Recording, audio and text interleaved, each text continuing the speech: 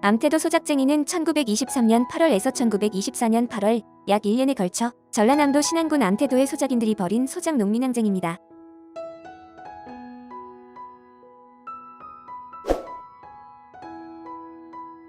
소작농이란 토지가 있는 지주로부터 땅을 빌려서 경작을 짓는 사람입니다.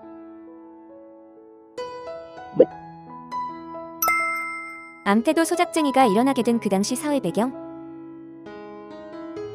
암태도 소작쟁이가 일어난 1923년은 일제시대였습니다. 그 당시 일본의 산미 증식 계획으로 인해 조선에서 수확되는 쌀의 대부분이 일본으로 수출이 되어서 농사를 짓던 농민들의 삶이 어려워지게 됩니다. 쌀 다 가져가문이다. 그래서 대부분의 농민들이 자기의 땅을 떠나 만주나 간도 지역으로 갔고, 남은 이들은 가지고 있던 자신의 땅을 수탈당하는 등으로 인해 소작농으로 전락할 수밖에 없었습니다.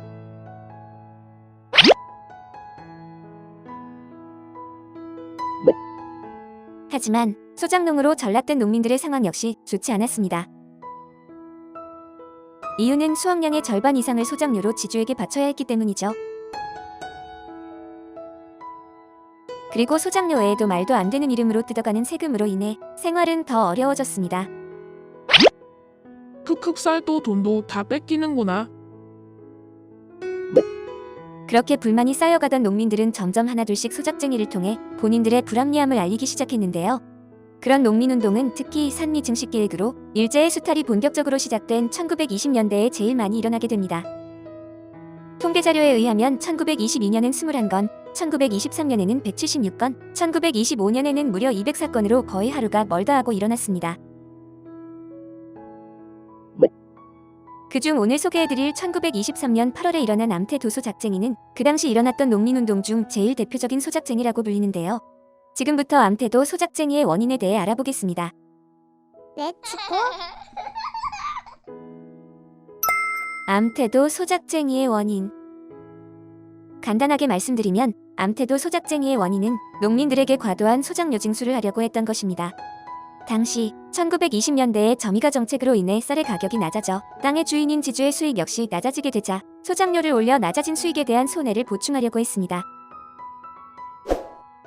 그때 암태도에서는 7에서 8월 정도의 소작료를 징수하게 됩니다. 예택 소작료를 8알로 올리겠네. 안 됩니다. 크크크. 너무 높은 소작료의 소작 농민들은 결국 1923년 9월 서태석의 주도로 암태 소작회를 결성하게 됩니다.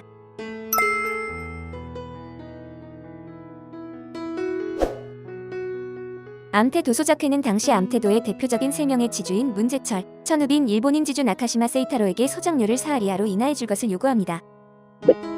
소작료를 4할로 인하해 주시오. 이때 다른 지주들은 수긍했지만 문제철이 거절하는 바람에 무산이 되었고, 이로 인해 암태 소작인회는 소작료를 납부하지 않겠다며 저항했습니다. 만약 그때 문제철이 다른 지주들처럼 소작인들의 의견을 수긍했다면 아마 암태도 소작쟁이는 일어나지 않았겠지요. 문제철은 소작인들의 저항에도 불구하고 깡패들을 고용해 소작인들을 폭행하고 협박하기 시작합니다.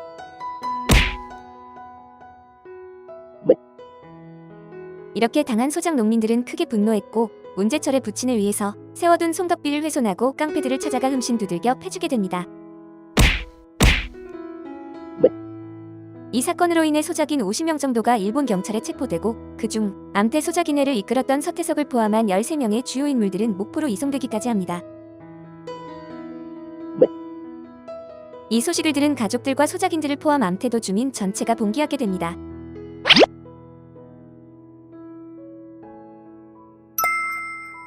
암태도 소작쟁이의 전개.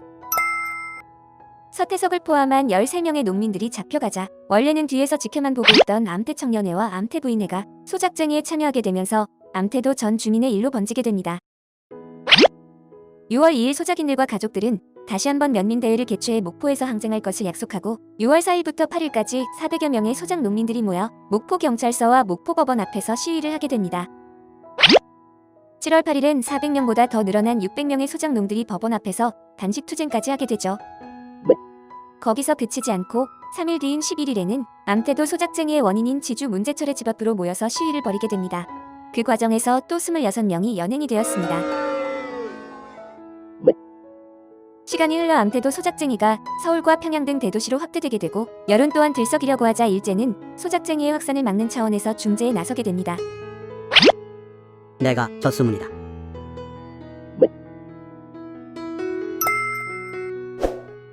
일제의 중재로 결국 지주 문제철과 소작농의 대표 박보경이 타협을 보게 됩니다. 하나, 지주 문제철과 소작인회 간의 소작료는 사할로 약정. 지주는 소작인회에 일금 2,000원을 기부한다. 둘, 1923년 미납 소작료는 향후 3년간 분할 상환한다. 셋, 구금 중인 쌍방의 인사에 대해서는 9월 1일 공판정에서 쌍방이 고소를 취하한다. 넷, 도괴된 비석은 소작인회의 부담으로 복구한다. 이렇게 소작농들에게 유리한 조건으로 타협을 본 뒤 소작쟁이는 일단락됩니다. 하지만 암태도 소작쟁이 이후 곳곳의 소작농들이 영향을 받아 1925년에 일어난 도초도 소작쟁이, 1926년에 자은도 소작쟁이, 1927년 지도 소작쟁이가 일어나게 됩니다. 암태도 소작쟁이는 소작농민들이 점차 농촌 문제와 민족 문제에 대해 스스로 자각하며 능동적인 대처를 하게 되는 중요한 사건 중 하나이며 소작쟁이 중 가장 큰 성과를 얻는 사건이라고 할 수 있습니다. 오늘은 암태도 소작쟁이에 대해서 알아보았는데 어떠셨나요? 오늘도 유익한 영상이 되었기를 바라며 마지막으로 구독과 좋아요 부탁드립니다. 다음 영상에서 만나요.